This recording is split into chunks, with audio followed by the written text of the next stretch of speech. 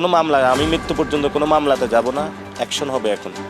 নাসিরউদ্দিন পাটোয়ারি অ্যাকশনে যাওয়ার কথা বলেছেন, আর কোনো সমঝোতা না, সরাসরি অ্যাকশনে যাওয়া হবে। আসসালামু আলাইকুম। অবশ্যই চ্যানেল, পেজ ফলো দিয়ে সাথে থাকবেন।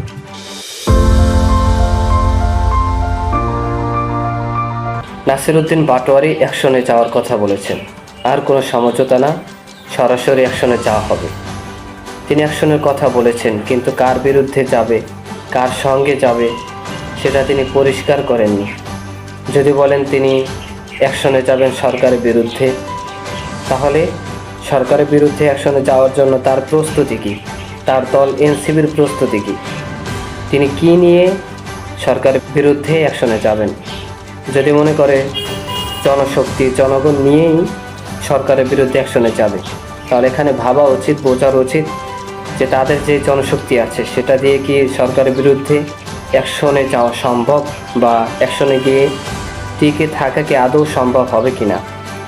যদি মনে করে যে জুলাই অভ্যুত্থানে যেমনিভাবে অ্যাকশনে গিয়ে টিকে থাকা সম্ভব হয়েছে, এখনও যদি সেভাবে অ্যাকশনে যাওয়া হয় তাহলেও টিকে থাকা সম্ভব, তাহলে আমি বলবো যে জুলাই অভ্যুত্থানে যে জনশক্তি ছিল সেই জনশক্তি কি এখনও এনসিপির আছে, বা সেই জনশক্তি কি এনসিপি আজও ধরে রাখতে পারছে?